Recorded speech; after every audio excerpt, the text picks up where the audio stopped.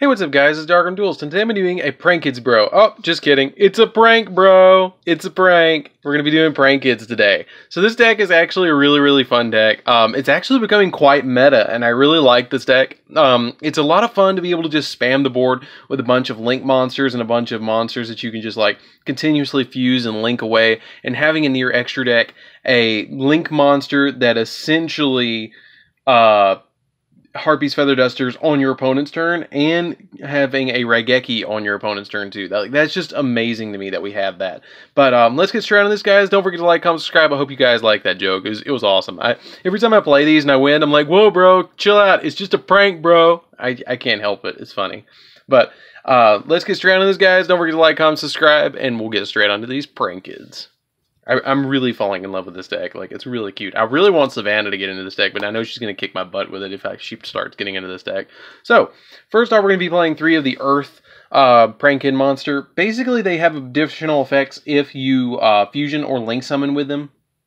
This one lets you banish a card from your hand, and then if you do draw a card, then you get to special summon one Prank Kids monster from your hand or deck in defense position. All of them have that effect that you get to special summon a monster after you activate their additional effect, and you can only activate their additional effect once per turn, which is kind of good and kind of sucks all at once because you can only do it once per turn, but at the same time, it kind of balances them. So then we play 3 copies of the Fire Prank Kids. Basically, this card lets you inflict 500 points of damage. It also has the added effect that you can special summon one from hand or deck if you use it as a link material or a fusion material. 3 of the Water one, because same thing. This lets you gain 1,000 life points, and if it's used for a link or fusion play, you can special summon a Prank Kids monster. 3 of the Wind one, which is Fancies. It lets you special summon another Prank Kids monster if it's used for link or fusion material, and it lets you send a Prank Kids monster from your deck to the grave. It lets you send a Prank Kids, is it Prank Kids monster? You can send a Prank Kids card, excuse me, just Prank Kids card, because they have additional effects in the grave that spells and traps do. Kind of a new deck to me, but it's really fun, like really fun. I'm going to carry this to locals and play it, but you can send a Prank Kids card, any Prank Kids card from your deck to the grave, which is amazing. So, by the way, guys, if you guys don't know, ABCs are going to be next. Just saying. So that was a little previews, too. Then we play 3 copies of King of the Swamps. And if you guys want to see that, don't forget to like, comment, subscribe. But I play 3 King of the Swamps. King of the Swamps is good because you can discard it to add a polymerization from your deck to your hand, which is really amazing, and I love that. And plus, this is the only one, Battle Butler is the only one that calls for each one of the Prank Kids, which is the Wind, Water, and Fire one. So if you do use him, you can substitute one of them to summon out Battle Butler, which is really awesome. Then I play, for my final 3 monsters, I play 3 copies of Ash Blossom. The reason I play 3 Ash in this deck is because I'm trying to make this as meta as possible, and that's why I play 3 Ash. A lot of people have dropped the King of the Swamps, but I think it makes the deck faster if you play King of the Swamps. But if you don't want to play it, drop it for like 2 Ghost Ogres and an Effect Veiler, or 2 Effect Veilers and a Droll, or like use this spot for hand traps. Seriously, if you're going to do that. But I like the 3 King of the Swamps. Plus, it makes a little bit more budget. I mean, if you guys don't want to play Ash, drop them for like Effect Veilers. I mean, the deck is pretty meta on its own. The hand traps help, but this deck functions like really nicely by itself. So that's it for the monsters, guys. Let's get into the spells. The spells is where this deck really starts to excel. I mean, the monsters are amazing, but the spells are like, whoa.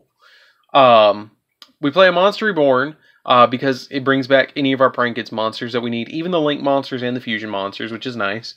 1 for 1 to summon out Fancies from deck. 2 Terraformings to search out our Prank Kids Place. 3 copies of Prank Kids Place, which I luckily got for like $5 when they first came out. I think I might have paid 6 tops. I don't know what they are now. I think they're at least like 10s now.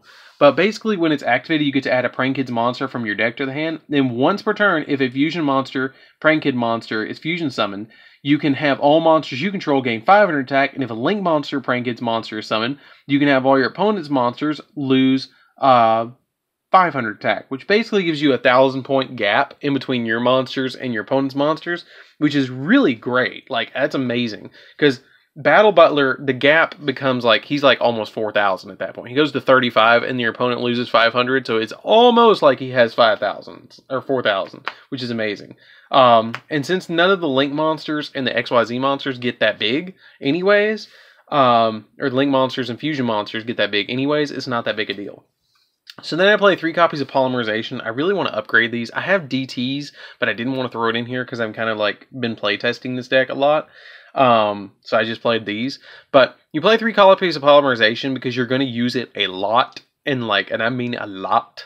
So we play it at 3. You play 3 copies of Instant Fusion as well to summon out Rocket Ride. That's usually the one that you go for with Prank Kids instead of Weather Washer.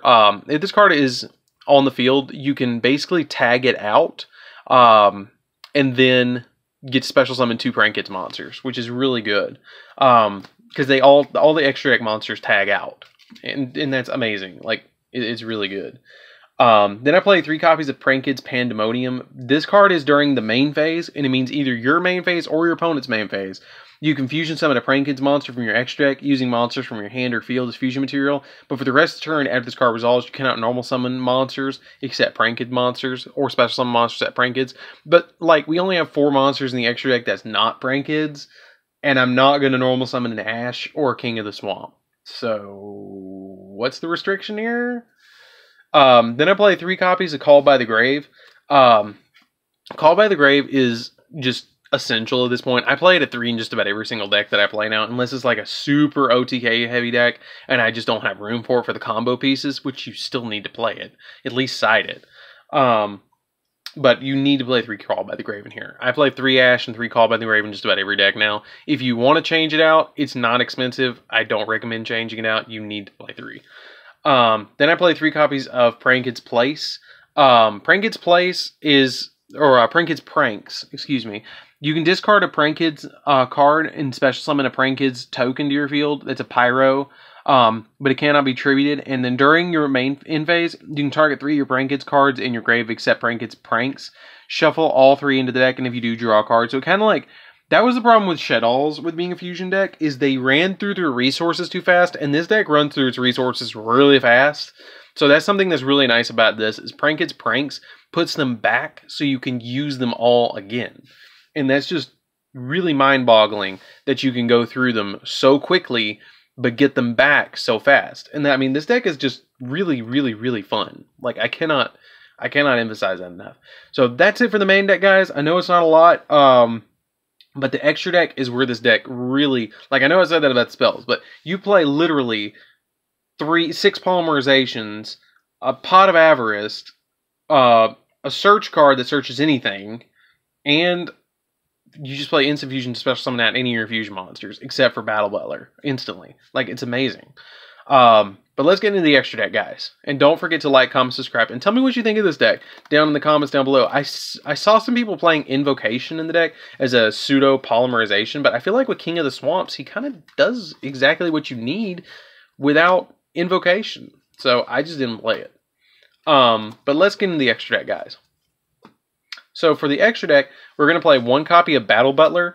Battle Butler is the only one that requires specific materials, and he requires you to use Lances, Dropsies, and Fancies to summon him. I hope I pronounced all those right. But you have to use all 3 of these to summon him, or King of the Swamps with 2 of these. But his effect states that once per turn, quick effect, you can destroy all. You can tribute this card and then destroy all monsters your opponent controls. And if this card in your possession is sent to the graveyard by an opponent's card effect, you can target 1 non-fusion monster in your grave and special summon it. That's amazing. Like, that is really good, because if you summon out Rip Roaring Roaster first before you summon this, you can special summon the Rip Roaring Roaster back on the field, or any of your like Doodle Doos or Weather Washers or anything. And this deck is not really expensive either. Like, I'm really surprised that this deck is so good and it's that cheap too.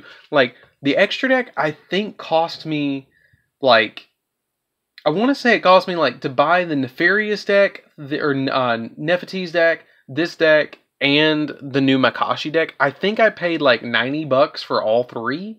So I would say like I paid like at release like 35 to 40 for this deck. Like it was cheap. But I had a lot of the stuff already, besides the stuff that came from Hidden Summoners. So then I play 2 copies of Weather Washer. Some people play 1. I think 2 is the better number. Its effect is if a Prank Kids monster you control, if a Prank Kids monster attacks, your opponent cannot activate cards or effects until the end of the damage step. So it kind of gives them that Ancient Gear effect that protects them. And then during the damage step, during your opponent's turn quick effect, you contribute this card to target 2 Prank Kids non-fusion monsters with different names in your grave and special summon them. They cannot be destroyed by battle this turn, which is really nice. Then I play 3 copies of Rocket Ride. Rocket Ride's usually the one that I'm going to summon off of that instant fusion. But its effect is that if it's fusion summon, you can make it lose 1,000 attack, and then it can attack directly.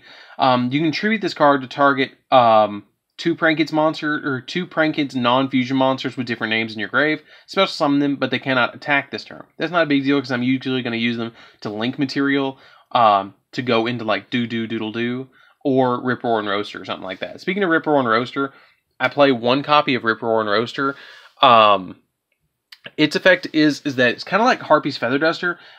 You can tribute this card and then destroy all spells and traps your opponent controls. And if this card in your possession is sent to the graveyard by an opponent's card effect, you can target 1 card in your grave except a Link monster and add it to your hand, which is just really good because I can re-add like Monster Reborn or something broken like Ash Blossoms I can add back, or Polys I can add back to go into other stuff.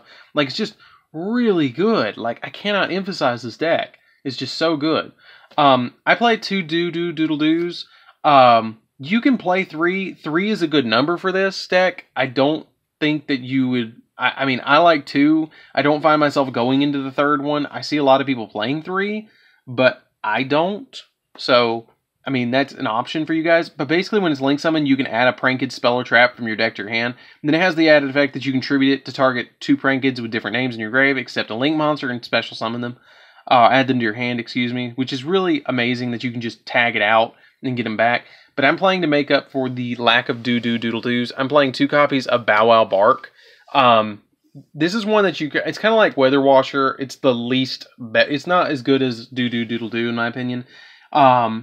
If a Prank Kids monster this card points to gains 1,000 attack, and during your opponent's turn, you contribute it. That's the thing that kind of sucks about it, is Weather Washer and Bow Wow Bark share that effect of, during your opponent's turn, you contribute this card to target 2 Prank Kids monster with different names, except them. And if you do, except a Link monster, and if you do special summon them, which is good, but they can't be destroyed by battle or they can't be destroyed by opponent's card effects. Like, it's good, but I like Doodle-Doo better because it lets you add spells and traps. Then I play a Sore Yugioh just to kind of like have that. It's really easy to have like 4 different names on the field and make this. So I have it there as an option just to dig for if I need to dig. Borreload because it's Borreload. Borrelsword just to have an OTK maker. And then Unicorn to bounce stuff. But that's pretty much it, guys. I mean, it's mostly Prank Kids that you're playing in here. And these are interchangeable. So, I mean, if you don't have these and you don't want to play these, don't play something else. But anyways, guys, this is DarkArmedDuelist. Don't forget to like, comment, subscribe. Tell me what you think of this deck profile down in the comments down below. Again, it's just a prank, bro. It's a really fun deck. But anyways, guys, this is DarkArmedDuelist, and I'll see you guys in the next video. See you around, guys.